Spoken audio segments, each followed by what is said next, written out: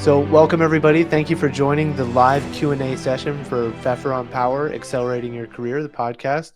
We have Jeffrey Pfeffer, the host and the professor who leads the Paths to Power course at Stanford. And thank you all for joining the session. My name is Scott Maupin. I'm a producer for the show. You don't hear me on the show, but I'm behind the scenes and working to make it sound well and get you deliver every episode to you. So welcome Jeffrey to the show, and thank you for joining us. This session is also going to be turned into an episode of the podcast. So I invite you all to subscribe to the Pfeffer on Power podcast, where you can hear this as well as some other future episodes and all of our past episodes, which are pretty fantastic. All right, welcome Jeffrey to the show, and thank you for being here, everyone. Thank you, Scott. Scott is a fabulous producer, and it's a joy to work with you, Scott. You've made me a better podcaster, I'm sure. I just wanted to say a couple words about the Pfeffer on Power podcast, which is a way for you to get the Stanford education without paying the Stanford tuition. And what I'm particularly pleased about with this podcast is the range of people that we have.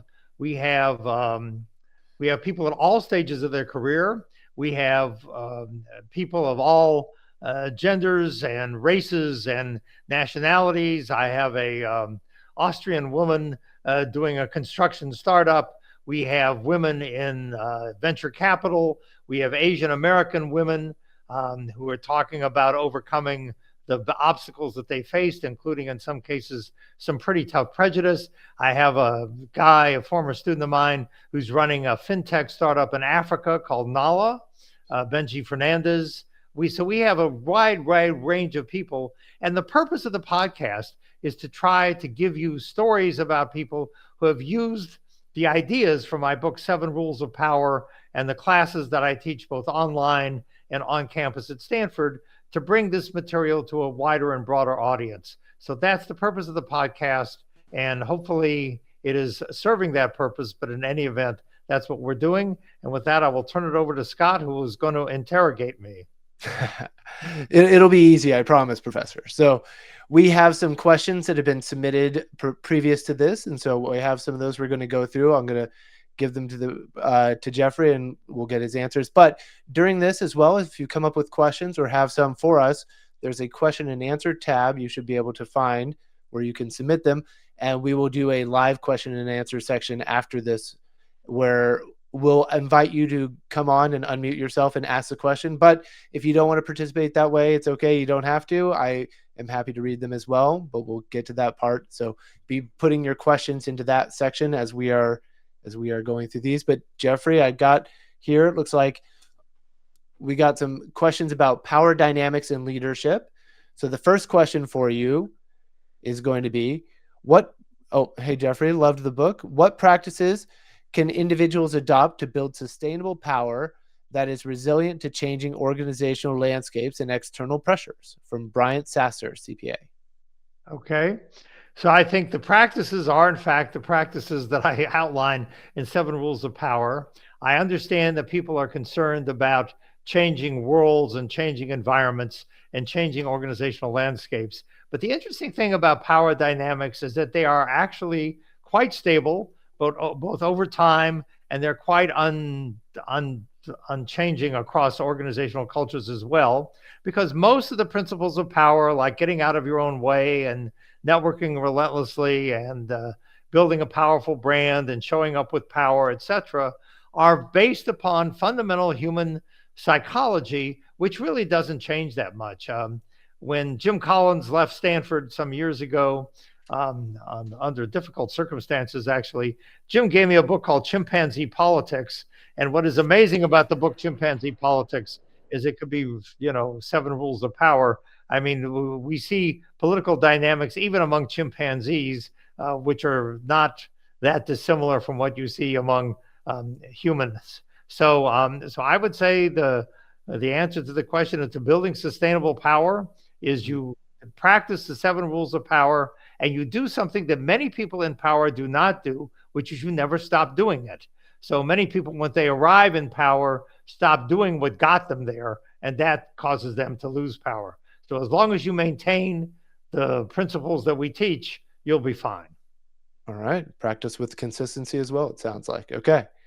Next question we have. This is from Ricardo Abdul, and it is, I wonder how leadership is within open innovation ecosystems. So my answer is going to be, of course, the same. There is this idea, or has been an idea floating around, that says the internet is changing everything and the new ways of working are changing everything. My observation is that not much has changed. This is certainly case. This is certainly the case if you look at the political world, not only in the U.S. but around the world. But also, if you look at, I mean, Chris Yee, who is a co-author of the famous book Blitzscaling with the famous Reid Hoffman, and I wrote a post on LinkedIn about what was going on with OpenAI, and we found that the ideas of power that he and I have discussed on our occasional walks on Sawyer Camp Trail, I think explain quite well what on with Sam Altman and OpenAI and the power dynamics there. Gotcha. All right. Our next question is going to be, all right, from Kelly Zhao. Number 2, how to empower and be empowered. And she thanks you for that. So I think empowering is, we'll talk about in a second. To be empowered, I mean, this goes back to rule 1, the 7 rules of power. I don't think you can wait for other people to grant you power. A former baseball commissioner who ran the 1964 Los Angeles Olympics, or maybe it was the 84 Los Angeles Olympics, said power's, 20% granted and 80% taken. So I think, if you wait for organizations to empower you, you'll be waiting a long time. You need really to empower yourself. So I think one of the things I try to teach the students is to be proactive. I actually thought that one of the contributions of my class was to teach people social science around power. I actually think the biggest contribution of my class, both online and on campus, is to get people out of their own way and to cause them to be more ambitious and more proactive than they have been in the past. So empower yourself. I think that's the way to do it. And to empower others, you need to understand what they bring to the table, and you need to appreciate their contributions to the work that you're trying to do. Organizations, of course, are interdependent systems, so your ability to get things done depends upon your ability to influence others, and that's one of the interesting points. My executive coaches tell me that's one of the places where career derailments occur. When you move from being an individual contributor to being someone whose work and performance depends upon the contributions of other people, and then you have to figure out how to influence those other people. I'm not sure I would call that empowering them, but you certainly need how to get them to do what you need them to do in order to make your projects and your work successful. All right. Fantastic answer. Next question we got up from Katerina Prezentsova. And we have, who is the most powerful person alive in the world, in your opinion? Wow. This is a loaded one, maybe. This is definitely a loaded one. I think power, of course, is located situationally. So if you were in the Philippines, it would be probably Ferdinand Marcos Jr. And there's an interesting story about how he became president of the Philippines, in spite of the Marcos history in the Philippines. And I would urge you to watch the documentary The Kingmaker about Imelda Marcos. And it's a fabulous documentary. Imelda Marcos is now in her 90s and has this amazing amount of power. And it describes how she arose to all that high level of power. So I think the most powerful person in the world, I'm not sure who it is. It could be actually Vladimir Putin, in the sense that I think the Russian state is not actually, the economy is in not great shape. The technology is in not great shape, but he's had an enormous influence on the world, has retained power for a long time. So just to be provocative, we'll say Vladimir Putin. All right. We have the answer. Here we go. Let's see, we can go on. Oh, I do have one more. I don't think we have a slide for this one, but I found it interesting. Can I throw it up for you? Of course. Is career power about hierarchy, decision, or knowledge? And I apologize if this is your question and I'm not attributing it. I don't have the name, but is career power about hierarchy, decision, or knowledge? I'm not sure I understand the question perfectly, but let me try to provide an answer. Okay. So we believe, many people believe that the world is becoming less hierarchical. There's no evidence for that. Um, in the sense that there are many more positions at the bottom than there are at the top. There's only one president, only one superintendent of schools in a school district, only one typically CEO of a company Mhm. for Microsoft or Nvidia or any of the other companies. I tell my students who are founding organizations to try to avoid having co-founders because there's often a very difficult dynamic created by that. So to me, power is really about hierarchy. It is around getting to the top. You see this in a variety of different ways. There's a lot of research. Sir Michael Marmot, a famous British epidemiologist, wrote a book called The Status Syndrome, and he talks about the fact that in his study, called the Whitehall studies of the British Civil Service, the higher your rank in the British Civil Service, the less likely you were to die from or suffer from cardiovascular disease.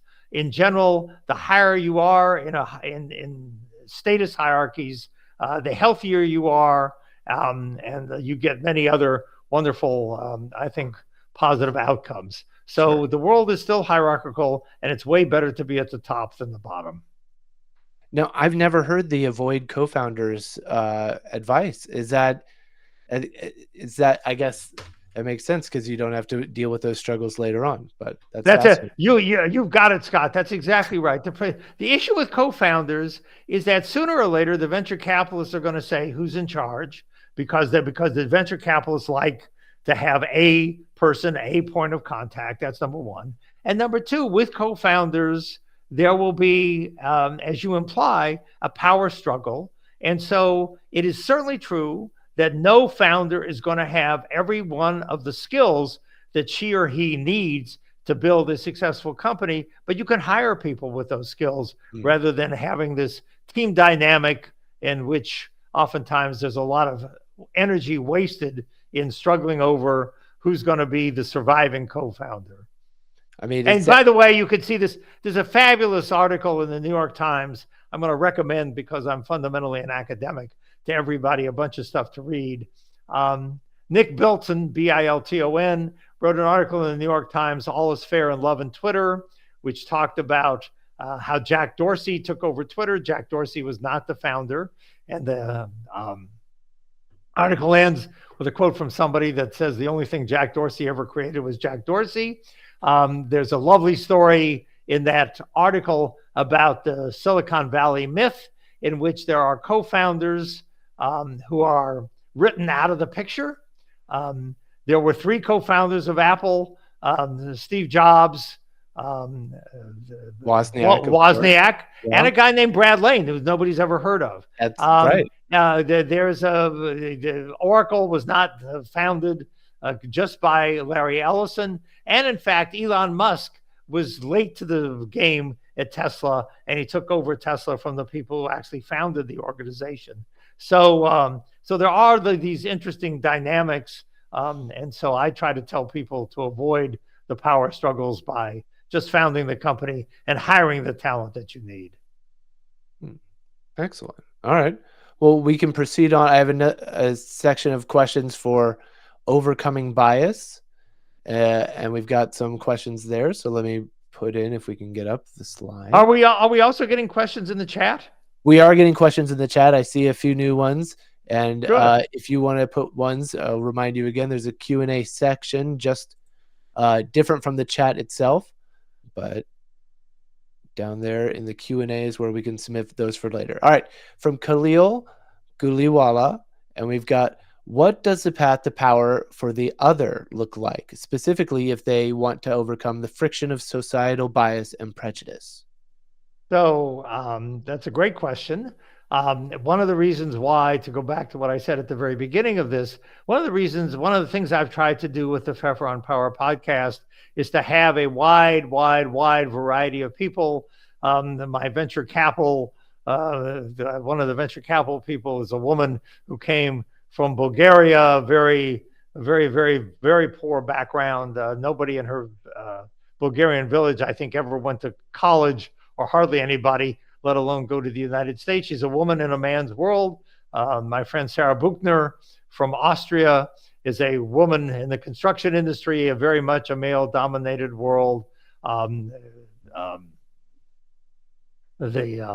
were going to have a thing supposed soon from Christine Hung, a Taiwanese person who went to work for Apple and was the only woman in her organization. So we have women. I have Darren Dodson, who's trying to change the prejudice against African Americans, blacks, and also women in the financial management industry. Of the 60 or 70 trillion dollars in investable assets, less than 2% are managed by underrepresented minorities and women, and he's trying to change that. So one of the things I've tried to do with the Pfeffer on Power podcast is to give you a ton of examples of, if you will, others or the others. And in general, my answer is that they do the same things that the dominant people do, that the rules of power apply to everybody, and they apply to everybody equally. And one of the interesting things I would point out is one of the very earliest podcasts for Pfeffer on Power is Deb Liu. And Deb Liu, I love. She is now the CEO of Ancestry.com, was probably the second highest woman in Facebook after Sheryl Sandberg. Deb Liu, I've gotten to know when she was at Stanford. She intentionally did not take my class because she thought it was like taught by the devil. It was inconsistent with her Christian upbringing. She has now embraced the power book, so much so that she wrote her own book called Take Back Your Power. And I highly recommend reading Take Back Your Power. It is the story of an Asian American woman who faced all kinds of prejudice. She was raised in the South, where there was all kinds of nasty things said to her, etc. She has succeeded in technology by doing essentially what we talk about. I highly recommend Take Back Your Power, and to use the principles of 7 rules of power to make your way in the world. Very nice. And that's Deborah Liu is the author for Take Back Your Power? LIU. Deborah Liu is the author. Take Back Your Power. Let me cut in. We have a question in the chat. This is from Carlos. What has been the best experience you've heard from someone breaking the rules, and what is the worst? So I would say many of the people on the podcast and many of the people that I've seen both in my online and on-campus classes have been excellent at breaking the rules. One of my favorites, because she comes to the class, and I think she's on the Pfeffer on Power podcast, season 1, Christina Troitino, who broke the rules, went to the Sundance Film Festival, got invited to a dinner with Martha Stewart. She continues to break the rules in her career. Ariel Ziv, Z-I-V, she's not been on the Pfeffer on Power podcast yet, but she broke the rules and created an award at Stanford. I think Jason Calacanis, a name that many of you will know because he has the This Week in Startups podcast himself, and I've been on his podcast, and he's been on my podcast, I think has broken many of the rules around being an investor and in venture capital. So I wouldn't highlight one person. I think many of the people who have been successful have done so by basically getting out of their own way and breaking the rules and unleashing their inner power, if you will. And the worst example, I'm not sure I've got a worst example. Maybe the worst example is Donald Trump, because he certainly breaks the rules and he's powerful, but he probably has taken it to an extreme. Well, and to be clear, break the rules is one of your 7 rules of power, right? It's rule 2. It is a very important rule. Get out of your own way, number 1, and break the rules, number 2.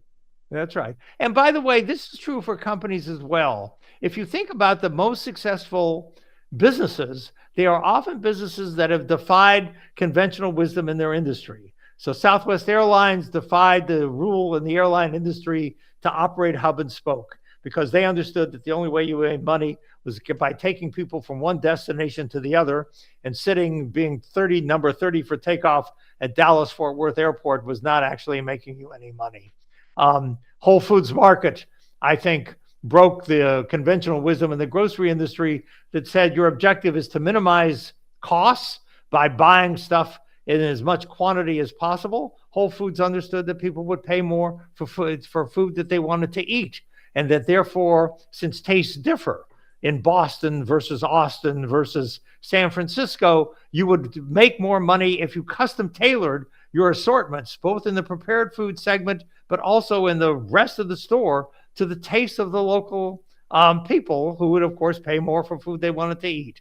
I could go on with other examples, but in general, businesses that have succeeded by defying conventional wisdom. Apple throughout its history has basically forged its own path. And so just as companies that are successful forge their own path, I would urge individuals to forge their own path as well. All right. Well, let's shift back to one of the slides we have. Thank you, Carlos, for that question. And our next one is from Edgar Herrera. And it is, in your experience, how does the concept of executive presence and showing up in a powerful manner influence individual productivity and team performance? Could you share practical steps for developing this presence to maximize both personal efficiency and the effectiveness of one's team? So that's a great question, because executive presence matters a lot. I still remember going with my dear friend Bob Sutton to visit an auditing firm that had a consulting arm, and we met the head of the Center for Business Intelligence. Afterwards, we talked to the guy who brought us in, and we said, this guy didn't seem to have very much intelligence.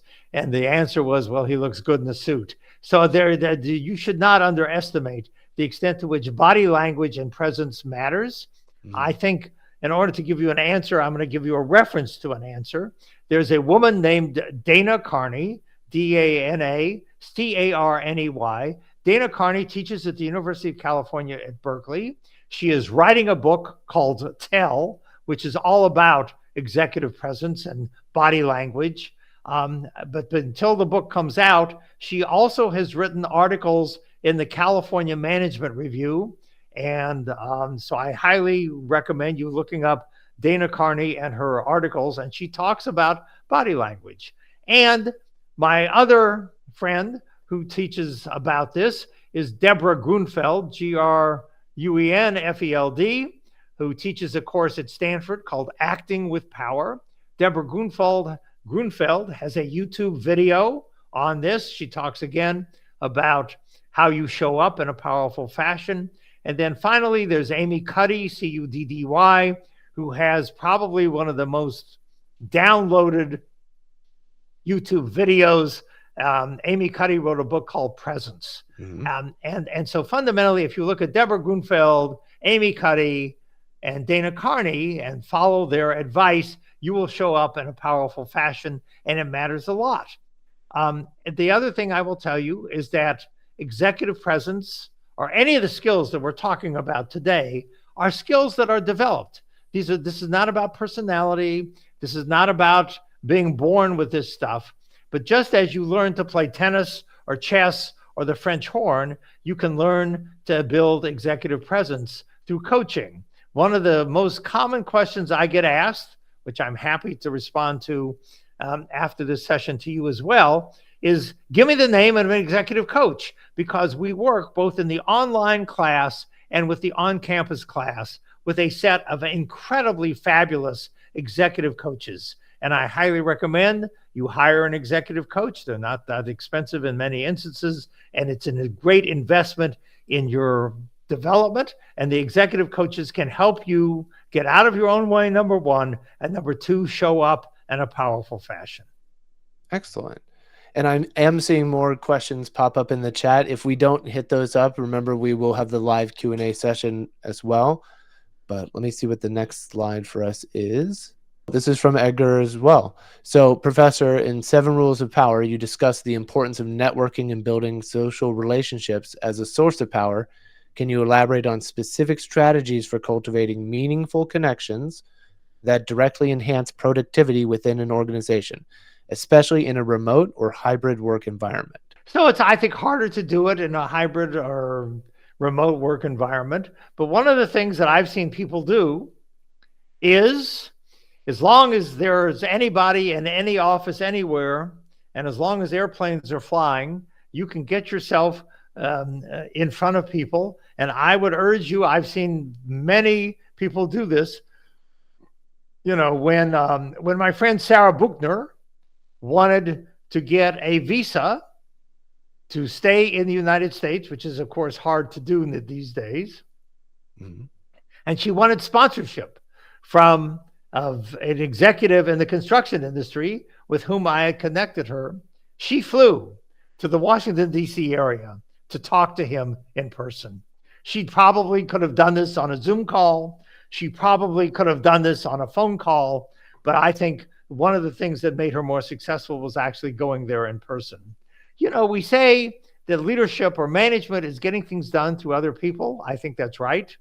And therefore, the more other people you know, and the more other people to whom you are connected, the more likely you are to be able to be effective in your job and to get things done. So most people spend an insufficient amount of time building social relationships. Most people don't do it in the right way. Here, I would recommend a guest in our podcast who's already done the podcast, John Levy, Levy, who wrote a book called You're Invited. John Levy runs these dinners, and the principle that John Levy talks about is the principle of generosity.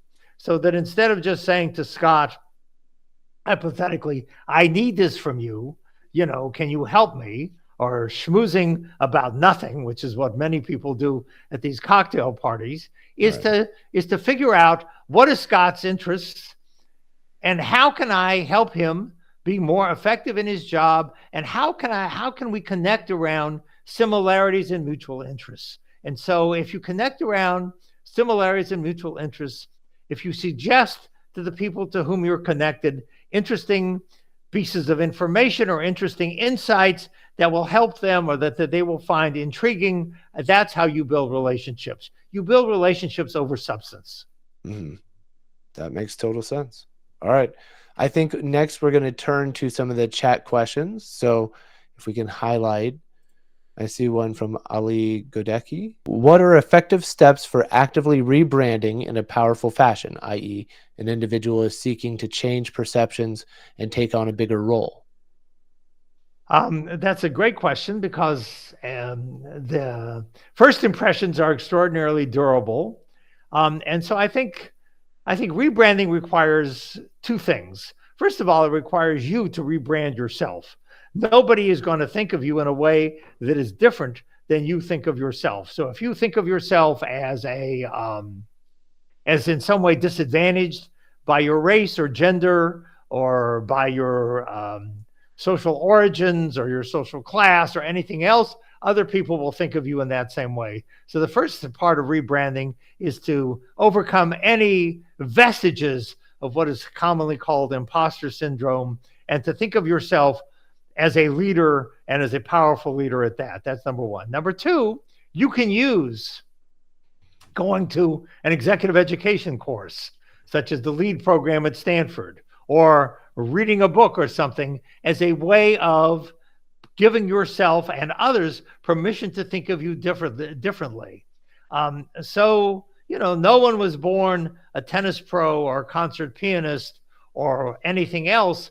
But one of the things that makes you, I think, successful is, in fact, first of all, branding, and putting out the message that you want to have others associate with you, and then get that message shared on as much social media and by as many other people and influencers as possible. And so and then also use the fact that you've gone to a class or read a book or had some transformational experience as a way of also giving yourself permission to be different than what people expect of you. Mm, excellent. Well, I think now it's a good time to shift over to the live Q&A, some of these questions that are being submitted over on the Q&A tab. And it seems like we have a place where you can go over there. There's been a number that have been submitted, and you can also upvote those so we can look and see which ones are getting the most interest. And I can start with using your time on those. So let me go with, and I'll invite the person asking the question first. So let me look over at Wood Hong is our first question I see up with. Oh, it's midnight for Wood right now. Okay, can't join the stage. No worries at all. Let me go ahead and relay the question because I thought it was a good one. Jeffrey, so when negotiating an exit offer, what power tactics would you recommend to improve my leverage and secure a more favorable deal, particularly if I'm not the primary founder? If you are, so I think, let me say two things. Number one, it depends upon what country you're in. In the United States, one of the things that I notice is that many people think that they're going to negotiate for and by themselves.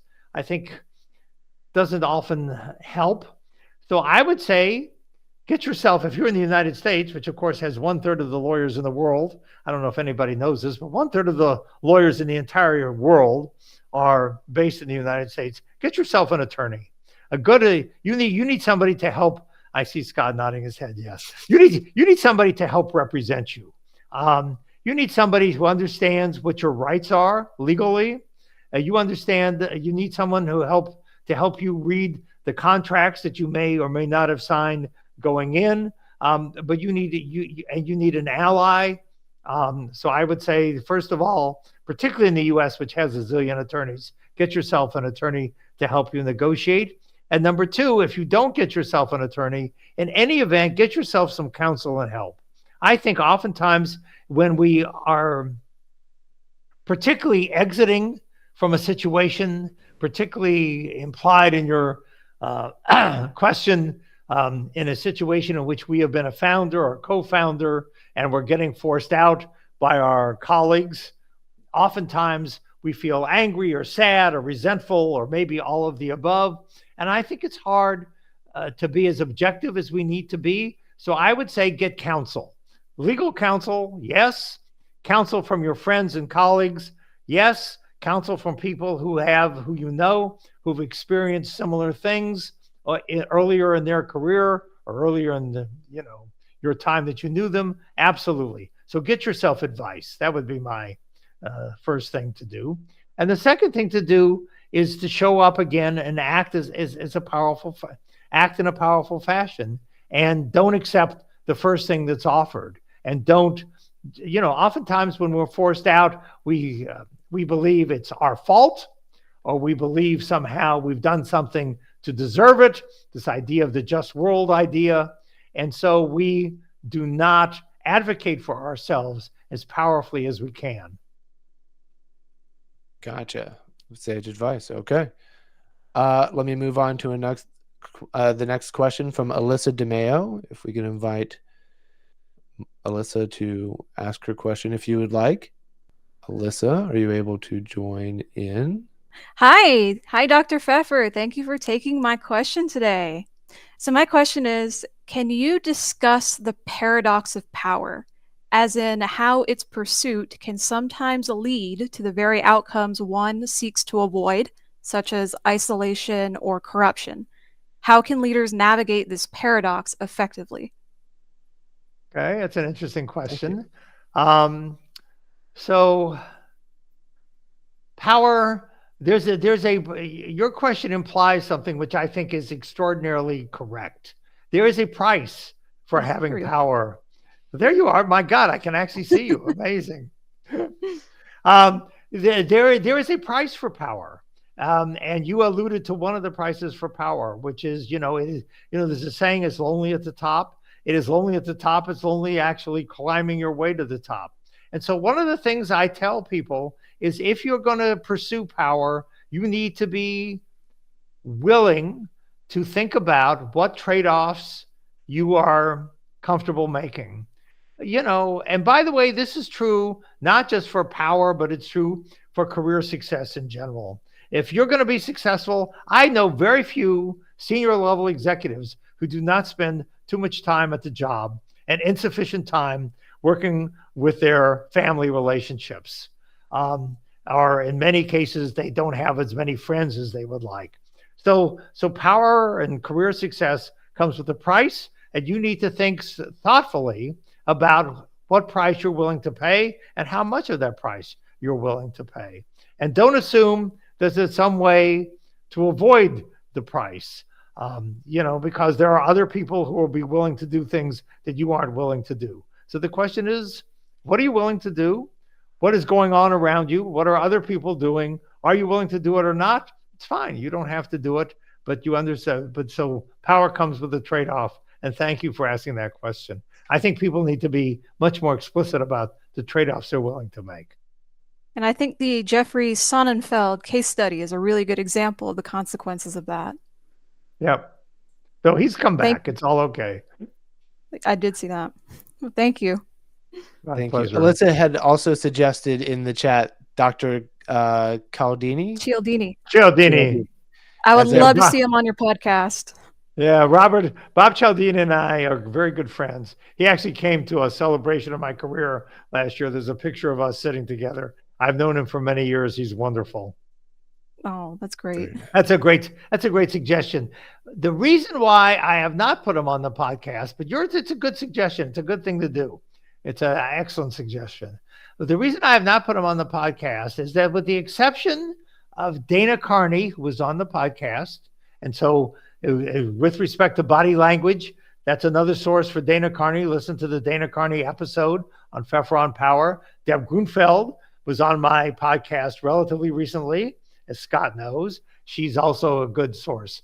But in general, I have tried to avoid academics on the podcast because most of the podcast listeners are not academics. They don't relate that well to academics. I'm trying to give you illustrations of people who have taken the 7 rules of power or whatever they've learned from me over the years and put it into practice in their careers. So the podcast really emphasizes, startup founders and executives making their way up the organization. But I love your suggestion about Cialdini. It's a good one. Very nice. Thank you. Thank you. And also the suggestion reminded me, we just had this question about body language and showing up in a powerful fashion and executive presence. You could listen to Deb Grunfeld and or Dana Carney's episodes and learn a lot. Excellent. All right. Thank you very much. Next up, we have a question from Chaz. What are your favorite fictional depictions of power, like TV shows, movies, or books? Ooh, do you have any favorite fictional depictions? Well, I did not watch it, but people tell me House of Cards is absolutely perfect for this. And then it's not fictional, is because, of course, it's a documentary. But I would say the documentary on Imelda Marcos, the Kingmaker, it is not to be missed. I mean, it is so incredible. Because as you know, or as many people on this podcast listening to me will know, the Marcos family was driven out of the Philippines in disgrace because basically they looted the country. And here's Imelda Marcos coming back to the Philippines in triumph and getting her son, Ferdinand Marcos Jr., elected president. The documentary is like unbelievable. In general, I find the documentaries to be fabulous. There was a series called The American Experience on public television. They had a documentary on Robert Moses, the famous builder. They had a documentary on Lyndon Johnson. So documentaries on powerful figures like Robert Moses, Lyndon Johnson, fantastic. Excellent. Very nice. All right, let me switch to the next one. I have one from Daniel Thomas. We're also broadcasting on LinkedIn live, and so we have some questions that have made their way from LinkedIn that I'll do after Daniel's question. So Daniel's question is, I'm an early tenure track faculty member at an R1 AAU institution. What are some immediate things I should do early in my career to grow my consulting/brand as you have? I'm not sure my consulting brand has been grown so Well, well, but I would work on your say, brand is one of the rules, right? yeah, that's correct. Well, early in my career, I didn't always do what I should have done, because I wasn't as smart as I am now. But in any event, to answer this question, I would say that you need. I think many people at a R1 AAU university, which is essentially, of course, a research university. For those who don't know what an R1 AAU university means, it's a research university. I think people at research universities believe they need to do research. I believe that's correct. But the second thing they need to do is they need to market that research. You need to get invited to give seminars. You need to go to conferences. You need to do a bunch of stuff so that people know about your research. I think that's number one. You need to have other people talk about your research. That's number two. But basically, you need to market yourself. You should not assume that the work will stand by itself, particularly in today's world. We now have a proliferation of journals. We have a proliferation of articles. We have a proliferation of content. And much of this content, by the way, is fabulous at a moment when people are reading less. So the irony is there's more wonderful stuff to read, even though nobody has any time to read it. So you need to do something to stand out and to market yourself. Gotcha. All right. Good advice. All right. Our next one I will get from LinkedIn. If we can put the LinkedIn question up on the screen. This is from Raj S. Mitra. And it says, "Hi, Jeffrey. Organizational dynamics are incredibly complex. Taking power is often met with fierce resistance from peers and subordinates. How can one drive the change management process to accelerate the process to power?" Okay. So I think that question has two elements in it. Number one, the world is in fact competitive because, as we've talked about, there are fewer positions at the top than at the bottom. This is true whether we're talking about consulting firms, investment banks, manufacturing organizations, whatever. Okay. So you're going to face competition. And if you were to, look at the Keith Ferrazzi case that I wrote, he wrote the famous book, Never Eat Alone. Keith will tell you that he would have gotten fired from Deloitte Consulting if he had not built relationships with his bosses. So yes, your peers may resent you. You can do some things if you're charming enough to overcome that. Your subordinates, of course, should be helping you become more successful. And you can do that for both peers and subordinates by flattering them. Most people underuse flattery. But beyond that, the most important relationships are the relationships with your boss. And I think many people do not spend sufficient time. I think the phrase I often hear is managing up. You need to manage up. And that's a good thing to do. So yes, there will be resistance, there will be competition, and you have to kind of get used to it and not let it bother you. Excellent. All right. Well, by the way, I see also in the LinkedIn stuff, though I can't read it all perfectly because it's going by too quickly, but I see some comments being made by some of my fabulously fantastic executive coaches. So I hope people are looking at what's going on in the chat, because we have fabulously fantastic, brilliant executive coaches who are making their usual brilliant comments. Well, our next question I have is from Karina Cassiman. And so we've invited her on the stage. If that take a minute, Alyssa was telling me it takes a minute for people to get through all the hoops to get onto stage. I'm sure if you've been on remote stuff, that is not an unfamiliar story at all. So if she's not able to join, I can also ask the question as we've been doing. Let me try for that. Karina's question is, if our opponent has such a strong existing brand or power, what do you recommend that we can do to quickly amass power to overcome the strong opponent? So I will give you two answers. Number one, the simplest answer is to follow the 7 rules of power. But the other part of that answer is sometimes you're in situations in which you are not going to succeed. And I think the other thing, in addition to people spending insufficient amounts of time building relationships and insufficient amounts of time making sure that people know about their good work, the other thing that people, I think, do make mistakes about is they stay too long in environments in which they have almost no hope of succeeding. And so you need to be pretty clinical about, is this a situation in which you're going to win? And if the answer is no, you're a talented human being with lots of skills. Go find a place where you're going to have more chance of success. I mean, so know when to hold them, know when to fold them scenario. That's exactly correct. Excellent. That's exactly correct. Thank you, Corinna. Thank you for the question. Excellent. So I see we're also running kind of closer toward the end. Let me see if there's one more question I can find in here. That would be a good one. I do have another one from Wood Hong, who has said, as a second co-founder in a startup, how to increase my influence and decision-making authority within the company, especially if the first founder has a more dominant personality or a larger equity stake? Well, the dominant personality, I wouldn't worry too much about.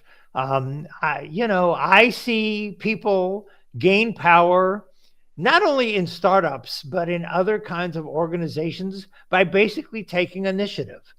There are a bunch of tasks and organizations that give you power that almost no one wants to do, like taking notes at a meeting. Who gets to be the scribe? Who gets to, take the minutes, if you will, and therefore make sure that your ideas get captured? Who's involved in recruiting? In many organizations, nobody wants to be involved with the mechanics of recruiting. Everybody wants to interview the candidates, or particularly the finalists, but nobody wants to generate the pool from which you're going to recruit in the first place. So I have seen people gain power by taking on tasks that nobody else wants to do, oftentimes recruiting, oftentimes taking minutes, sometimes, believe it or not, keeping the books, because everybody's interested in technology. Nobody wants to deal with all the, if you will, financial undergirding or underpinning. So find an important task that nobody wants to do and take the initiative to do it. My friend Tristan Walker, on whom I wrote a case, became the head of the business development at Foursquare. Now, this is an very early stage startup. And when I interviewed the head of Foursquare, I said, how did Tristan Walker become head of business development? He said, I got this email from this guy, Tristan Walker. He said, I didn't pay attention to it. So the next thing I know, we didn't have anybody doing business development, which is not unusual for a technology company. Tristan Walker just basically began doing the job. He brought me, and when he brought me a deal from Starbucks, I decided to hire him. So basically, sometimes you can just do things that need to be done that nobody else is doing. And that way you take the initiative and get power from doing that. Makes sense. All right. So let me shift everyone's attention back to the chat for a second and encourage you guys to maybe write in some of your key takeaways from this discussion or from our discussion in these questions. And if you can type them with a hashtag key takeaway, all one word, followed by your insights in the chat, we can go over a couple of those. And Jeffrey, since you and I aren't typing, while they're doing that, I was going to ask you one more question I have from Anup George in the chat. And this says, power is usually associated with corruption. Is it actually a problem with power, which means everybody follows suit and becomes corrupt to a large extent? Or is it heavily influenced by individual character or personal circumstances? So power is a tool. And like any tool, you can use it for good or for evil. You can use nuclear power to basically get around climate change, or you can use nuclear power to blow up cities, as happened during the Second World War. You can use a knife to do surgery or to stab somebody. So power is a tool, and therefore I think you need to master the skills of power. And I begin 7 Rules of Power with a quote sometimes attributed to me. I'm not sure I said it, but I'll take credit for it. If power is to be used for good, more good people need power. So the idea that power corrupts or absolute power corrupts absolutely, I think is not quite correct. Having power certainly changes people, sometimes for the good, sometimes not so much for the good. But I think, in a world in which all of us are hoping to have an impact, if you're going to, Stanford Business School has a motto I kind of like: change lives, change organizations, change the world. If you're going to change anything, you need power and influence. If you're going to solve climate change, if you're going to solve the problem of poverty, famine, war, pestilence, all the kind of things that are going on in this world, you need to be in a position of influence. You're not going to be able to do it without influence. And so therefore you need to seek power. All right. And I have another question for you now. Let me see if I can find it. This is from one of our guests, or past guests, Deepti Pawa. Deepti. She's also not only a past guest, she's also a coach in the online version of the Power class. And by the way, I see Raquel Gonzalo Dalmu has put her contact information in the thing. So, and I see a comment from my friend Monica. So I have a bunch of coaches who are on this podcast. So thank you for the coaches. What's Deepti's question? Hey, Jeff. So nice to see you here. And I mean, it's been a pleasure working with you, but I think one can never learn enough from you. So amazing questions and amazing answers right now. I do want to still ask one question, which has been playing on my mind, which is, you've interviewed a diverse range of individuals, right, from diverse backgrounds, and which is something I believe very good, because your research shows that whatever you've been working on actually works for everyone. In that light, if you had to come up with an 8th rule of power, how would you define it, based on the common patterns you've particularly seen with underrepresented backgrounds? I'm not sure I would have an 8th rule of power. I'm not sure I would have an 8th rule of power. I'm not sure what it would be, but I suspect, knowing you, that when you had that question, you have an 8th rule of power in your mind. So I'm going to turn the question back on you. Given your long history with the class, thank you for your work and the work of the course facilitators. What would your 8th rule of power be? I think most of the times, this is my personal opinion, that most of the times when we think about building our own power, we forget about the power that others are having. And building on others' power sometimes is very, very helpful as well. Which is to say, to understand the power dynamics in terms of who's influential and getting them on your side, this is what you talk about. But at the same time, how could you actually collaborate with them rather than trying to be, someone that you can get help from? Kind of changes the dynamic. I mean, that's my experience, but I would, come back to you. No, and that's a good rule. So I would say the 8th rule of power, I'm going to paraphrase it in a way that you probably, it's a little different than what you said. So I just had lunch the other day with a friend of mine who was head of supply chain, or worked in supply chain at Tesla. Now he's working in supply chain at Rivian. And he's got a boss who has moved from obviously Tesla to Rivian, and he's moved from Tesla to Rivian. And the boss has said to him, his name is Felipe. He absolutely happens to be a Brazilian. He said to Felipe, Felipe, stick with me. As I rise, so will you. So for the 8th rule of power is find somebody whose trajectory is amazing and get yourself kind of associated with them so they will carry you along as you're rising, as they're rising. Absolutely. That's my 8th rule of power. Very nice. Love that. We're going to promote that through the course. And thank you, Scott, again. Thanks. Absolutely. Thanks, great to talk to you again, Deepti. yeah. All right. Well, Jeffrey, now I see we're coming up on the end of the hour. I wanted to see in the key takeaways, some were saying that the rules of power being universal, key takeaways of the mountain shape of momentum, and learning the rules of heart over and over again, practicing them and keeping them consistent, believing in yourself, and a lot of thank you for a great session from everyone. So good job, Jeffrey. And I want to thank everyone who's listening in attendance and listening after the fact. I want to remind you that this will be out as an episode of Pfeffer on Power, Accelerating Your Career, the podcast with the fabulous Jeffrey Pfeffer, where every other week we bring you an episode with fantastic interviews and talking about the subject of power. Right, Jeffrey? That is exactly correct. And Scott, you are learning so much from being the producer and listening into the conversations. I think we're going to send you a bill. Oh no! I've made a mistake. And by the way, since the bill will come from Stanford, it will be an expensive bill. No, all kidding aside, I really enjoyed very much our collaboration as we have put together these episodes and your help with this session as well. Absolutely. And I want to remind people listening, if you want to, or if you're able to, you can subscribe to Pfeffer on Power on Apple or Spotify or anywhere you find podcasts. Also, it'd be if you want to give back, rate and review them on Apple Podcasts, and we see those as well. And those are fantastic ways to be a part of the show as well.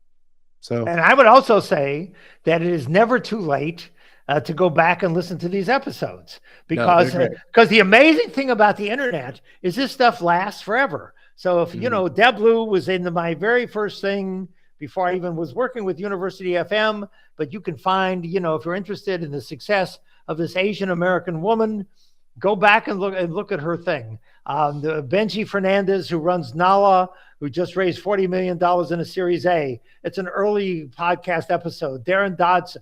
So you can always find these episodes of people. We did an episode with John Levy. So I would encourage you to look not only at the current episodes and the episodes forthcoming, but to go back and look into the library of what we've created. Absolutely. Well, thank you. I couldn't have said it better. If those are great closing words as we finish up, we'll let everyone back to their afternoon or morning, wherever you're at. But thank you again, Jeffrey, for joining us. And thank you, everyone. This has been Pfeffer on Power, the live Q&A session. Thank you for joining us.